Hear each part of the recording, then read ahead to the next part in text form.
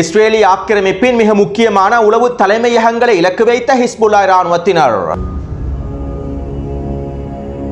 லெபனானை நீங்கள் குறைத்து மதிப்பிட வேண்டாம், உங்கள் மீது படையெடுப்பதற்கான காலம் வெகு தொலைவில் இல்லை. ஊடக தணிக்கைகள் மூலமாக இழப்புகளை மறைத்து பலவீனத்தை வெளிப்படுத்திய இஸ்ரேலிய ஆக்கிரமிப்பு கோழைகள். காசாவின் கல்லறைகளை கொத்து கொத்தாக முத்தமிடும் இஸ்ரேலிய ஆக்கிரமிப்பு சிப்பாய்கள். அடுத்த கட்டத்திற்காக காத்துக் கொண்டிருக்கும் ஹிஸ்புல்லாஹ் இராணுவத்தின் விதவிதமான ஏவுகணைகளும் ட்ரோன்களும்.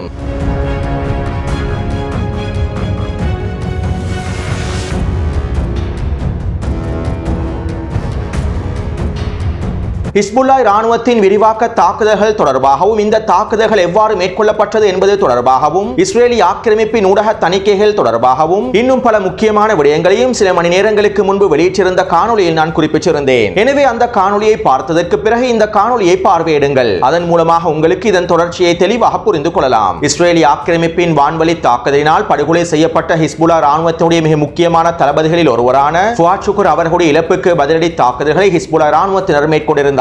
ஹிஸ்புல்லாஹ் இராணுவத்தினர் இந்த படுகொலைக்கான பதிலடி தாக்குதல்களை முழுமையாக மேற்கொள்ளவில்லை. ஒவ்வொரு கட்டமாகத்தான் இந்த பதிலடி தாக்குதல்களை மேற்கொள்வதற்கும் ஹிஸ்புல்லாஹ் இராணுவத்தினர் திட்டமிட்டுள்ளார்கள். இதற்கமைவாகத்தான் ஆரம்ப கட்ட தாக்குதல்களை மேற்கொண்டிருந்தார்கள். தற்போது அமெரிக்காவின் உளவு விமானங்களும் உளவு ட்ரோன்களும் லெபனான் வான்பரப்பை மொத்தமாக நோட்டமிட்டு வருகின்றன.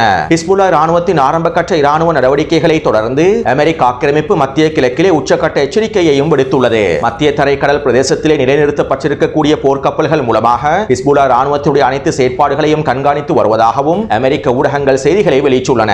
அதேபோன்று அமெரிக்க இராணுவத்தின் கூற்றுப்படை தலைவர் அவசரமாக இஸ்ரேலிய ஆக்கிரமிப்புக்கு விஜயம் செய்துள்ளார். ஹிஸ்புல்லாஹ் இராணுவத்தின் அடுத்த கட்ட தாக்குதல்களை முறியடிப்பதற்காகவும் இதைத் தொடர்ந்து வர இருக்கின்ற யெமன் ஹவுதி இராணுவத்தினுடைய தாக்குதல்களையும் ஈரானுடைய தாக்குதல்களையும் முறியடிப்பதற்காகவும் இஸ்ரேலிய ஆக்கிரமிப்பை பாதுகாப்பதற்கான அடுத்த கட்ட வேலை திட்டங்களை ஆரம்பிப்பதற்காகவுமே அமெரிக்க இராணுவத்தினுடைய கூற்றுப்படை தளபதி அவசரமாக இஸ்ரேலிய ஆக்கிரமிப்புக்கு விஜயம் செய்திருப்பதாக இஸ்ரேலிய ஆக்கிரமிப்பு ஊடகங்கள் குறிப்பிட்டுள்ளன.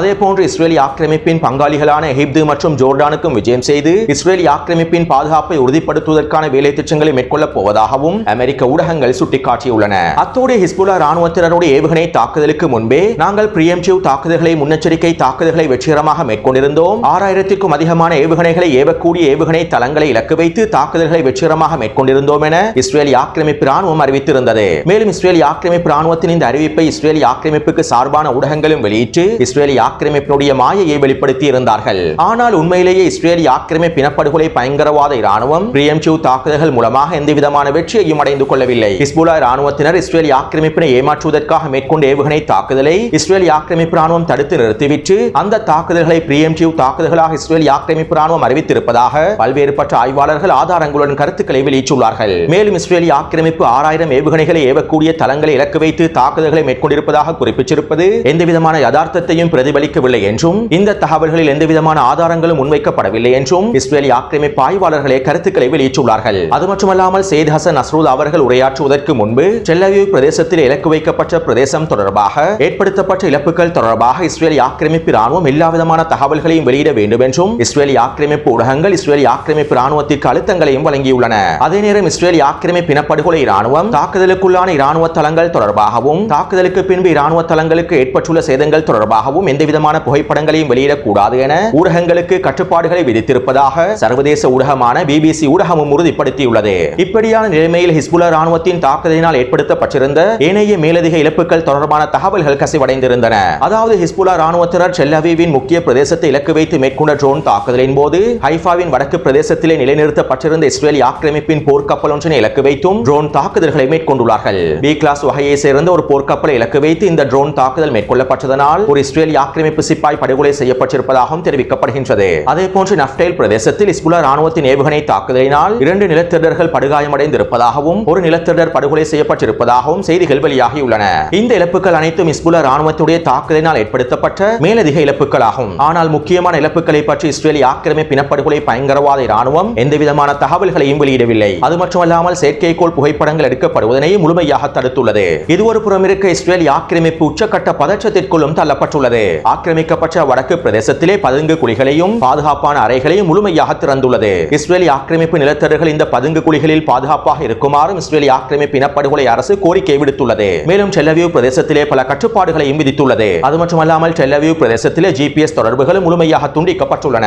இப்படியான நிலைமையில் இஸ்ரேலி ஆக்கிரமிப்பின் சேனல் 12 ஊடகத்தினுடைய இராணுவ ஆய்வாளர் நிர்வோரி இவ்வாறு தெரிவித்துள்ளார். இப்போது நாங்கள் இஸ்ரேலினால் தொடர முடியாத போரில் இருக்கின்றோம். ஹிஸ்புல்லா இராணுவத்தினர் பதிலடி தாக்குதல்களின் முதலாவது கட்டத்தின் முடிவை அறிவித்து விட்டார்கள். இதனால் தற்போது மில்லியன் கணக்கான இஸ்ரேலிய மக்கள் ஹிஸ்புல்லா இராணுவத்தின் இரண்டாம் கட்ட தாக்குதலுக்காக காத்துக் கொண்டிருக்கின்றார்கள். உச்சக்கட்ட பதற்றத்திற்கு மத்தியிலும் பயத்திற்கு மத்தியிலும் இஸ்ரேலிய மக்கள் சிக்கி தவித்துக் கொண்டிருக்கின்றார்கள். எனவே இதுதான் இஸ்ரேலிய ஆக்கிரமிப்பின் உண்மையான நிலைமை என்றும் இஸ்ரேலிய ஆக்கிரமிப்பின் இராணுவ ஆய்வாளர் தெரிவித்துள்ளார். அத்தோடு ஹிஸ்புல்லா இராணுவத்தின் அதிரடியான ஆரம்ப கட்ட தாக்குதல்களை தொடர்ந்து யமன் ஹவுதி இராணுவத்தினரும் ஒரு அறிக்கை ஒன்றினை வெளியிட்டுள்ளார்கள். தளபதி ஃபுஆத் சுக்ர் அவர்களுடைய படுகொலைக்கான ஆரம்ப கட்ட பதிலடி தாக்குதல்களை ஹிஸ்புல்லா இராணுவத்தினர் வெற்றிகரமாக மேற்கொண்டுள்ளார்கள். இதற்காக நாங்கள் அவர்களுக்கு வாழ்த்துக்களை தெரிவித்துக் கொள்கின்றோம். அத்தோடு இஸ்ரேலிய ஆக்கிரமிப்புக்கான எங்களுடைய பதிலடி தாக்குதல்களும் அவர்களை நோக்கி வந்து கொண்டிருக்கின்றது என்றும் யமன் ஹவுதி இராணுவத்தினர் அறிவித்துள்ளார்கள். அதாவது யமன் ஹவுதி இராணுவத்தினர் இஸ்ரேலிய ஆக்கிரமிப்புக்கான பதிலடி தாக்குதல்களை நாங்கள் மேற்கொள்வதற்கு தயாராகவே இருக்கின்றோம் என்றும் அவர்களுடைய நிலைப்பாட்டினை மீண்டும் புதுப்பித்துள்ளார்கள். இதைத் தொடர்ந்து பங்காளியான எகிப்தும் ஜோர்டானும் ஒரு அறிக்கை ஒன்றினை வெளியிட்டிருந்தார்கள். தற்போதைய சூழ்நிலையில் பிராந்திய விரிவாக்கத்தினை தடுத்து நிறுத்துவதற்காக அனைவரும் வேலை திட்டங்களை முன்னெடுக்க வேண்டும் என்றும் பிராந்திய யுத்தத்தினை தடுப்பதற்கான வேலைகளை முன்னெடுக்க வேண்டும் என்றும் பங்காளி எகிப்தும் ஜோர்டானும் அறிக்கைகளை விடுத்துள்ளார்கள். அடுத்து ஹிஸ்புல்லா இராணுவத்தினுடைய பொதுச் செயலாளர் சயீத் ஹசன் நஸ்ருல்லா அவர்கள் விசேட உரை ஒன்றினை முன்வைத்திருந்தார். இன்று நாம் மேற்கொண்ட இராணுவ நடவடிக்கைக்கு 40 டே ஆபரேஷன் என்று பெயர் வைத்துள்ளோம். தற்போது லெபனான் முன்னணியில் உள்ள விடயங்கள் இந்த அளவுக்கு உயர்வதற்கு காரணம் இஸ்ரேலிய ஆக்கிரமிப்பு எதிரியே.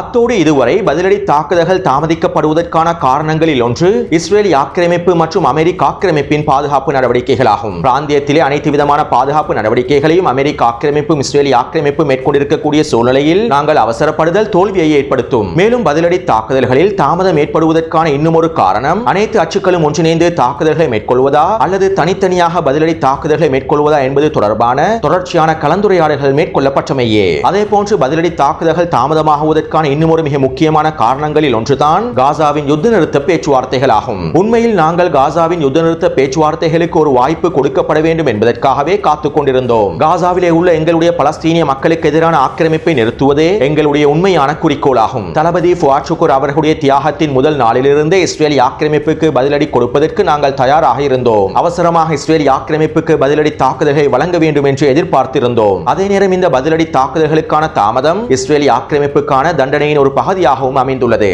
காசா மீதான ஆக்கிரமிப்பை நிறுத்த பலஸ்தீனிய மக்கள் மீதான ஆக்கிரமிப்பை நிறுத்த அமெரிக்கர்கள் நெட்டன்யாகுவை கட்டாயப்படுத்த முடியும். ஆனால் இவற்றினை அமெரிக்க ஆக்கிரமிப்பு மேற்கொள்ளவில்லை. மேலும் எதிரியினுடைய எச்சரிக்கை நிலைமைகள் தொடர்ந்தன. இதனால் பதிலடி தாக்குதல்களை தாமதப்படுத்துவதில் எங்களுக்கு எந்த விருப்பமும் இல்லை. காசாவின் யுத்த நிறுத்த பேச்சுவார்த்தைகள் நீண்டு கொண்டே செல்கின்றன. நெட்டன்யாகு புதிய நிபந்தனைகளை விதித்து வருகின்றார் என்பது தெளிவாக புலப்படுகின்றது. இதனால் நாங்கள் தனித்தனியாக பதிலடி தாக்குதல்களை நடத்துவதற்கு முடிவு செய்தோம். தளபதி ஃபுஆத் சுக்ர் அவர்களுடைய படுகொலைக்கு காரணமாக இருக்கக்கூடிய இஸ்ரேலிய ஆக்கிரமிப்பின் உளவுத்துறையை இலக்கு வைத்தோம். மேலும் நாங்கள் வைத்திருக்கக்கூடிய இலக்கானது இராணுவ இலக்காக இருக்க வேண்டும் என்றும் ஃபுஆத் சுக்ரினுடைய படுகொலையுடன் தொடர்புடைய இலக்காக இருக்க வேண்டும் என்றும் நாங்கள் முடிவு செய்தோம். இதற்கமைவாக டெல் அவீவின் வடக்கே இருக்கக்கூடிய கிலோட் தளத்தையும் மற்றும் ஈன்ஷீமா தளத்தையும் குறிவைத்தோம். கிலோட் தளமானது மொசாட் உளவு பிரிவினுடைய தலைமையகத்தை கொண்டிருக்கக்கூடிய தளமாகும். மேலும் இது லெபனான் எல்லையிலிருந்து 11 கிலோமீட்டர் தொலைவில் இருக்கின்றது மற்றும் டெல் அவீவ் எல்லையிலிருந்து 1500 மீட்டர் தொலைவிலேயே இருக்கின்றது. கிலோட் தளம் இஸ்ரேலிய ஆக்கிரமிப்பு இராணுவத்தின் உளவுத்துறைக்கு மிக முக்கியமான தளமாக கருதப்படுகின்றது. மேலும் இஸ்ரேலிய ஆக்கிரமிப்பின் மிகப்பெரிய உளவு பிரிவுகளை கொண்டிருக்கக்கூடிய 8200 பிரிவும் இங்கு தான் காணப்படுகின்றது.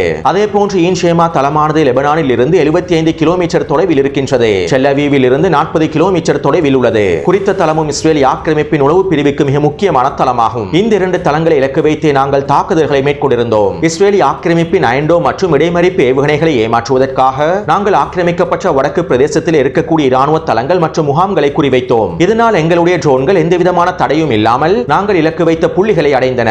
அதே போன்று இஸ்ரேலிய ஆக்கிரமிப்பு எதிரி காலியாக இருக்கக்கூடிய வெற்றிட பிரதேசங்களை இலக்கு வைத்தே தாக்குதல்களை மேற்கொண்டிருந்தது. தியாகி ஃபுஆத் சுக்ர் அவர்கள் களத்தில் இருக்கும் சந்தர்ப்பத்திலேயே குறித்த பிரதேசங்களில் இருக்கக்கூடிய தளங்களை இடமாற்றம் செய்துவிட்டார். இவ்வாறு இடமாற்றம் செய்யப்பட்ட வெற்றிடங்களை இலக்கு வைத்து இஸ்ரேலிய ஆக்கிரமிப்பும் தாக்குதல்களை மேற்கொண்டிருந்தது. அத்தோடு இன்று விடியற்காலை வணக்க வழிபாடுகளை முடித்துவிட்டு 5:15 மணியளவிலேயே நாங்கள் இந்த தாக்குதல்களை ஆரம்பித்தோம். மேலும் எங்களுடைய இந்த தாக்குதல்கள் ஆரம்பிக்கப்படுவதற்கு முன்பு இஸ்ரேலிய ஆக்கிரமிப்பின் இந்த தாக்குதல்களும் மேற்கொள்ளப்படவில்லை. அதே போன்று எங்களுடைய கணிசமான ட்ரோன்கள் கிலோட் மற்றும் ஈன்ஷீமா தளத்தை இலக்கு வைத்து தாக்குதல்களை மேற்கொண்டிருந்தன.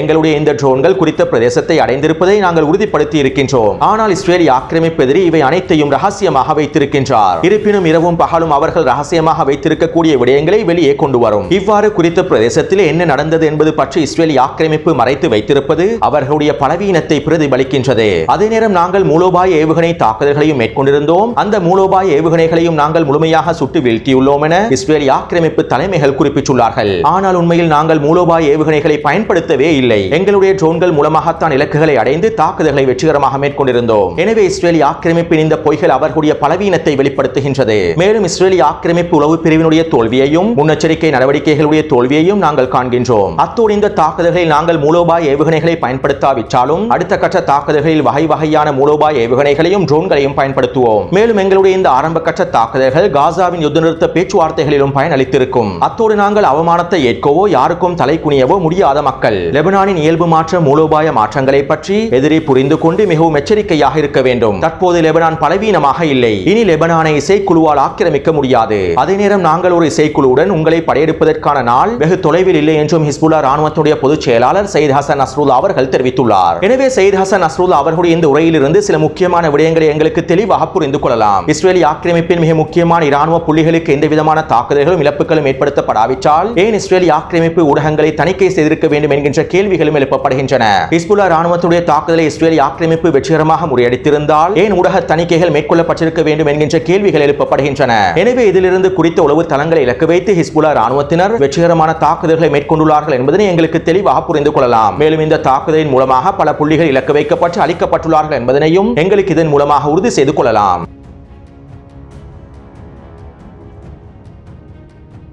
காசாவின் யுத்தகலத்தில் பலஸ்தீனிய போராளிகள் விதவிதமான வகை வகையான விருந்துகளை வழங்கி வருகின்றார்கள். காசா முழுவதும் தரைவழி தாக்குதல்களை மேற்கொண்டு ஹமாஸ் தரப்பினருக்கு அழுத்தங்களை வழங்க முடியும் என்றும் ஹமாஸினுடைய நிபந்தனைகளை கைவிட வைக்க முடியும் என்றும் இஸ்ரேலிய ஆக்கிரமிப்பு ராணுவம் எண்ணியிருந்தது. இதற்கமைவாகத்தான் இஸ்ரேலிய ஆக்கிரமிப்பு இனப்படுகொலை பயங்கரவாத ராணுவம் வடக்கு காசா, மத்திய காசா, தெற்கு காசா என ஒட்டுமொத்த காசாவிலும் தரைவழி தாக்குதல்களை ஆரம்பித்திருந்தது. ஆனால் இன்று காசாவிற்குள்ளே நுழைந்திருக்கக்கூடிய இஸ்ரேலிய ஆக்கிரமிப்பு படைகள் கொத்து கொத்தாக வேட்டையாடப்பட்டு வருகின்றார்கள். பலஸ்தீனிய போராளிகளின் விருந்துகளை புசித்து இஸ்ரேலிய ஆக்கிரமிப்பு சிப்பாய்கள் காசாவின் கலரைகளை முத்தமிட்டு வருகின்றார்கள். இதற்கமைவாக அல்-கஸாம் படையினர் தேர் அல்-பலாவின் கிழக்கு பிரதேசத்திலே தரமான தாக்குதல்களை மேற்கொண்டுள்ளார்கள். ஆரம்பமாக யாசின் ஏவுகணை மூலமாகவும் ஷவாஸ் வெடிகுண்டின் மூலமாகவும் 3 மெர்காவா போர்த்தாங்கி வாகனங்களை வெடிக்கச் செய்துள்ளார்கள். அதற்குள்ளே இருக்கக்கூடிய இஸ்ரேலிய ஆக்கிரமிப்பு சிப்பாய்களையும் கொத்தாக அளித்துள்ளார்கள். இதைத் தொடர்ந்து அல்-கஸாம் படையினர் குறித்த பிரதேசத்திலே ஒஃபென்சிவ் தாக்குதல்களை ஆரம்பித்துள்ளார்கள். இஸ்ரேலிய ஆக்கிரமிப்பு சிப்பாய்கள் பதுங்கியிருக்கக்கூடிய வீடுகளிலும் கட்டிடங்களிலும் அல்-கஸாம் படையினர் ஒஃபென்சிவ் தாக்குதல்களை மேற்கொண்டு பூஜ்ய தூரத்திலே பல இஸ்ரேலிய ஆக்கிரமிப்பு சிப்பாய்களை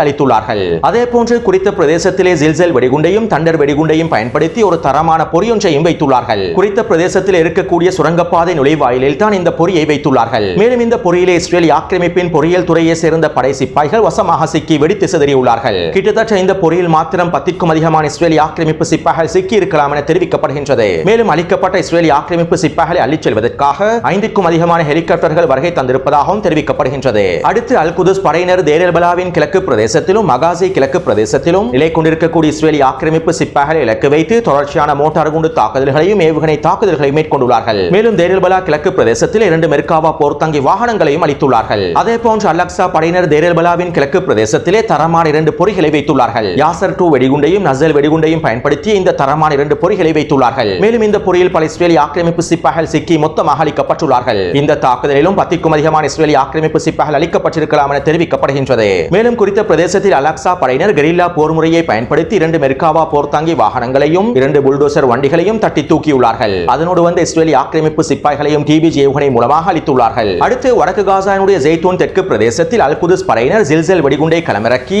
ஒரு தரமான பொறியொன்றினை வைத்துள்ளார்கள். இந்த பொறியிலே ஒரு மெர்காவா போர்த்தாங்கி வாகனமும் இஸ்ரேலிய ஆக்கிரமிப்பு சிப்பாய் படைக்குழுக்களும் சிக்கி மொத்தமாக வெடித்து சிதறியுள்ளார்கள். அது மட்டுமல்லாமல் அல் குதுஸ் படையினர் குறித்த பிரதேசத்திலே ஒஃபென்சிவ் தாக்குதல்களை மேற்கொண்டு பூஜ்ய தூரத்திலே பல இஸ்ரேலிய ஆக்கிரமிப்பு சிப்பாய்களையும் வேட்டையாடியுள்ளார்கள். அடுத்து அல்-அக்ஸா படையினர் ஜெய்தூன் தெற்கு பிரதேசத்திலே அதிரடியாக களமிறங்கி கெரில்லா போர் முறையை பயன்படுத்தி 3 மெர்காவா போர்த்தாங்கி வாகனங்களையும் ஒரு ட்ரூப்ஸ் கேரியர் வாகனத்தையும் தட்டி தூக்கியுள்ளார்கள். அதே போன்று உமர் அல்-காசிம் படையினரும் முஜாஹிதீன் படையினரும் ஒன்றிணைந்து ஜெய்தூன் தெற்கு பிரதேசத்திலே ஆர்பிஜி ஏவுகணை மூலமாக 2 மெர்காவா போர்த்தாங்கி வாகனங்களை அளித்துள்ளார்கள். இதைத் தொடர்ந்து குறித்த பிரதேசத்திலே உமர் அல்-காசிம் படையினர் இன்னும் ஒரு மெர்காவா போர்த்தாங்கி வாகனத்தையும் அளித்துள்ளார்கள். அடுத்து தால் ஹவா பிரதேசத்தில் அல்-அக்ஸா படையினர் ஒரு மெர்காவா போர்த்தாங்கி வாகனத்தை அளித்துள்ளார்கள். மேலும் குறித்த பிரதேசத்திலே 2 கட்டிடங்களில் பதுங்கியிருந்த இஸ்ரேலிய ஆக்கிரமிப்பு ஆக்கிரமிப்பு சிப்பாய்கள் இலக்கு வைத்து டிபிஜி ஏவுகணை தாக்குதல்களை மேற்கொண்டுள்ளார்கள். இந்த தாக்குதலிலும் பல இஸ்ரேலிய ஆக்கிரமிப்பு சிப்பாய்கள் பூஜ்ய தூரத்தில் அளிக்கப்பட்டுள்ளார்கள். அதேபோன்று தால் ஹவா பிரதேசத்தில் அல்-கஸ்ஸாம் படையினர் ஸ்னைப்பர் தாக்குதல் மூலமாக ஒரு இஸ்ரேலிய ஆக்கிரமிப்பு சிப்பாயை அளித்துள்ளார்கள். அடுத்து ரஃபாவினுடைய தால் சுல்தான் மேற்கு பிரதேசத்தில் அல்-கஸ்ஸாம் படையினர் ஒரு மெர்காவா போர்த்தாங்கி வாகனத்தையும் அல்-அக்ஸா படையினரும் ஒமர் அல் காசிம் படையினரும் ஒன்றிணைந்து 2 மெர்காவா போர்த்தாங்கி வாகனங்களையும் அளித்துள்ளார்கள். எனவே 24ஆம் தேதி மாலை 6 மணியிலிருந்து 25ஆம் தேதி இரவு 10 மணி வரையில் கிடைக்கப்பெற்ற தகவல்களுக்கு அமைவாக 18 மெர்காவா போர்த்தாங்கி வாகனங்களும் 2 புல்டோசர் வண்டிகளும் ஒரு ட்ரூப்ஸ் கேரியர் வாகனமும் அளிக்கப்பட்டுள்ளன. மேலும் 60க்கும் அதிகமான இஸ்ரேலிய ஆக்கிரமிப்பு சிப்பாய்கள் கல்லறைகளில் புதைக்கப்பட்டுள்ளார்கள். எனவே இந்த காணொளி தொடர்பான கருத்துக்களை பதிவிடுங்கள். தொடர்ந்து என்னுடன் இணைந்திருங்கள். நன்றி, வணக்கம்.